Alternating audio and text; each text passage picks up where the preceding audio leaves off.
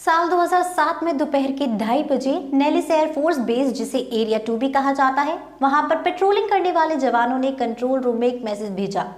Hello, यहाँ पर एक गाड़ी तेजी से बढ़ते हुए हमारी ओर आ रही है और लाइट भी नजर आ रही है। वहां पर पेट्रोलिंग करने वाले जवानों को लगा कि शायद कोई टूरिस्ट होंगे।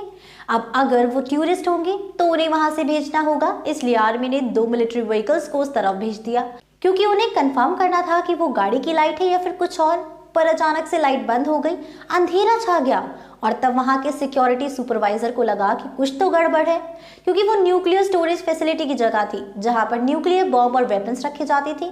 इसीलिए सारे जवान अलर्ट हो गए थे।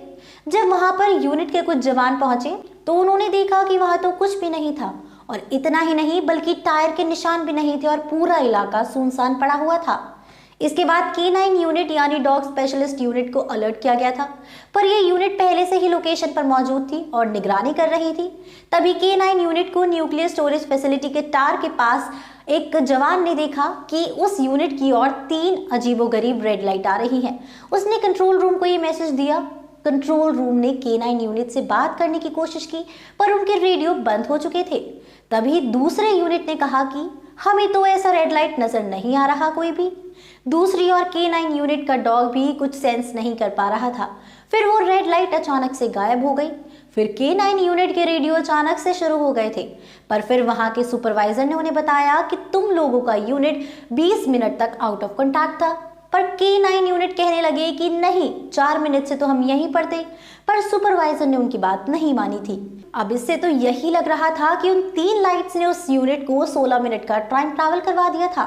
दोस्तों, हो सकता है कि आने वाली फिल्म क्रिश 4 में भी हमें क्रिश का कोई ऐसा ही दोस्त दिखाया जाए जो आर्मी में काम करता हो और जिसने इन सारी बातों को एक्सपीरियंस किया हो, और ये बात वो क्रिश के साथ में डिस्कस करेगा।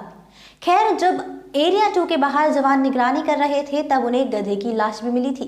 गधे का सिर कटा हुआ था, पर ये क्या, गधा मरा पड़ा है और खून की एक बूंद भी नहीं है। और इतना ही नहीं बल्कि अगले दिन उस गधे का कोई नाम और निशान भी नहीं होता, ना घसीटने के निशान थे और ना ही कुछ और। दोस्तों, हो सकता है कि क्रिश 4 में क्रिश का दोस्त जब ये क्रिश को बताए और जब क्रिश ये बातें बाकी लोगों को बताए तो वो इसे कहानी या जादू टोना समझकर ऐसे ही जाने देंगे। खैर, इसी के चलते 6 महीने बाद सुपरवाइजर ने वहां पर एक ट्रेनिंग रखी। ट्रेनिंग में जो जवान पहाड़ों पर चढ़े थे वहां उनकी ट्रेनिंग लोकेशन को ध्यान से देखने के लिए उन्होंने नाइट विजन गॉगल्स पहने थे, जिसमें उन्हें 2 प्राणी नजर आए। मतलब वो क्या था ये समझ नहीं आया, पर अजीबोगरीब चीज नजर आई थी जो धीरे धीरे छुपकर आगे बढ़ रही थी। फिर जवानों ने ग्राउंड टीम को अलर्ट रहने के लिए कहा, पर उसके कुछ ही वक्त बाद वो प्राणी वहां से गायब हो गया था। अब जब एक्सपर्ट्स ने इस पर रिसर्च किया तो उन्होंने बताया कि ये कोई और नहीं बल्कि एलियंस थे।